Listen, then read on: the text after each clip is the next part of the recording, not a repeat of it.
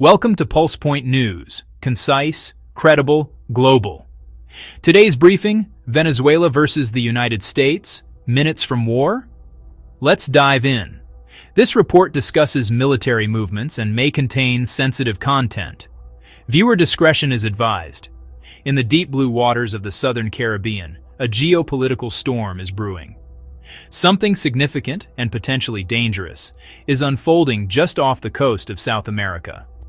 For the first time in years, reports indicate that elite American Special Operations helicopters are operating near Venezuelan waters, close enough to set off alarm bells in Caracas. On October 6th, open-source flight tracking data, monitored by civilian analysts, picked up a series of unusual flights. 4 MH-6M Littlebirds, small agile helicopters favored by the U.S. Army's most secretive units, were allegedly spotted operating off the coast of Trinidad and Tobago, a mere handful of miles from Venezuela's maritime boundary.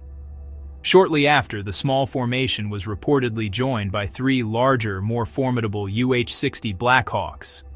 These weren't routine patrols. The flight profiles were low and fast, and their transponders, which broadcast their position, appeared to be active only intermittently, a common tactic for sensitive military operations. Analysts quickly linked the helicopter movements to a mysterious vessel loitering nearby, the MV Ocean Trader. On paper, it's a commercial cargo ship. In reality, it's a highly secretive floating base for Special Operations Forces, known as an afloat forward staging base. It's a ghost ship, capable of launching and recovering helicopters, deploying small boats, and sustaining a team of operators for extended periods, all while hiding in plain sight. Chapter 1. The Strategic Terrain. To understand the gravity of these movements, you have to understand the geography. The area where the helicopters were spotted is one of the most strategically sensitive waterways in the Western Hemisphere. The island of Trinidad is separated from Venezuela by the Gulf of Paria, a shallow inlet connected to the Caribbean Sea by a series of narrow straits called the Bocas del Dragón, or the Dragon's Mouths. This channel is a critical choke point for maritime traffic. More importantly, it's the main artery for Venezuela's Orinoco Belt, home to some of the largest oil deposits on the planet. Any military presence here, especially one involving clandestine special operations assets, is immediately interpreted by Caracas as a direct threat to its economic lifeline and national sovereignty.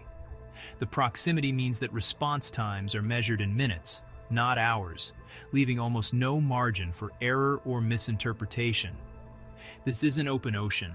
It's a confined, contested space where a small spark could ignite a major fire. Chapter 2. The Platforms of Power.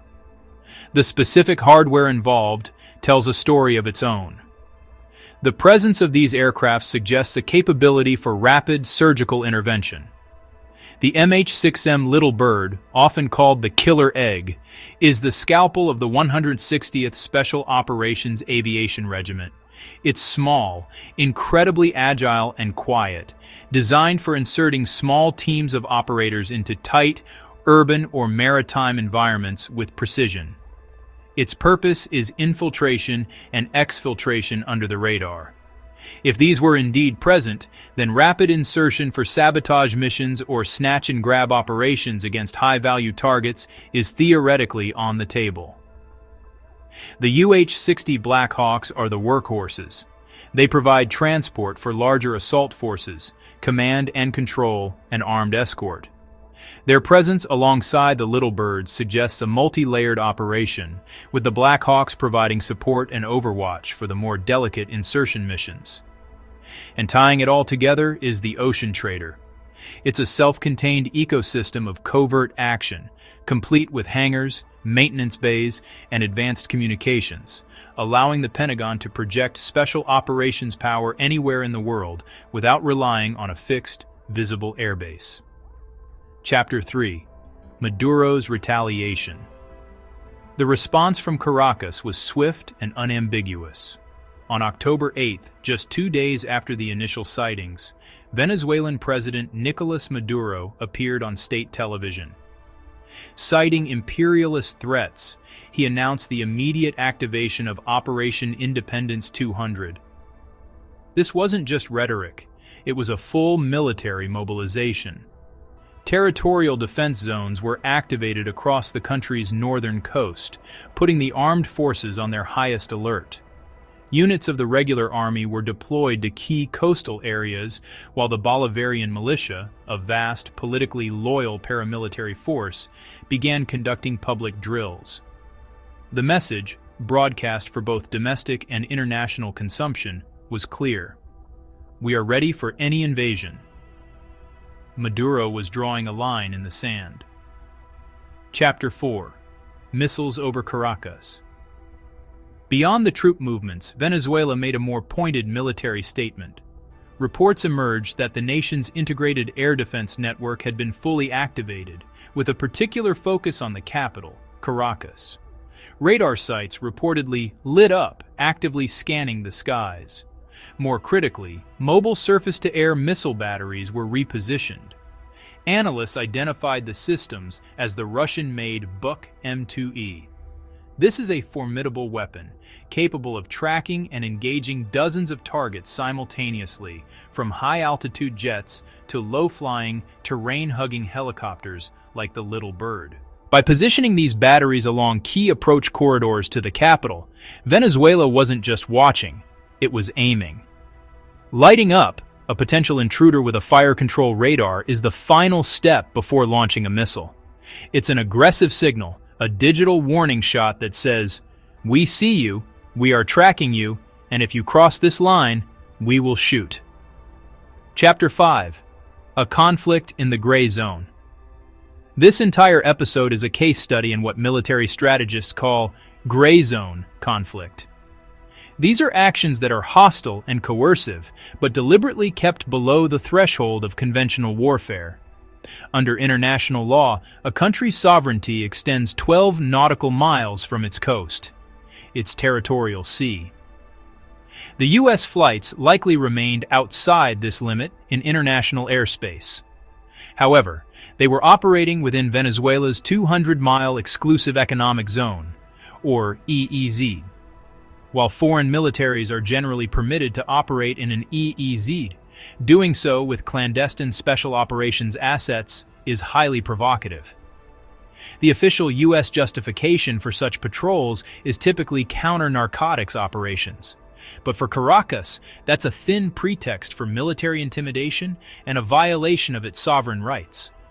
This ambiguity is the point of gray zone tactics, to gain strategic advantage without triggering an all-out war.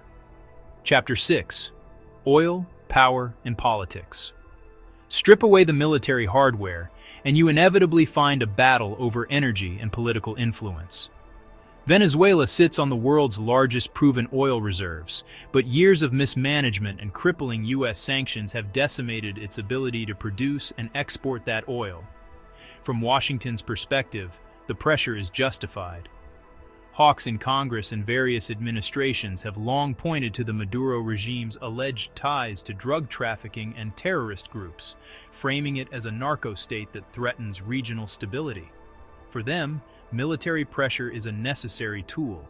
From Caracas's perspective, this is economic warfare, a neo-imperialist campaign to control its resources. For President Maduro, an external threat from the United States is also a powerful political tool, a way to rally nationalist support and distract from a catastrophic domestic economic crisis. Chapter 7. The Regional Chessboard. This isn't just a bilateral affair between Washington and Caracas. The entire region is holding its breath. Trinidad and Tobago, a key energy producer itself, is caught in a delicate balancing act, trying to maintain good relations with both the U.S. and its immediate neighbor, Venezuela. Neighboring Guyana is embroiled in a tense border dispute with Venezuela over the oil-rich Essequibo region, a dispute in which the U.S. has firmly backed Guyana.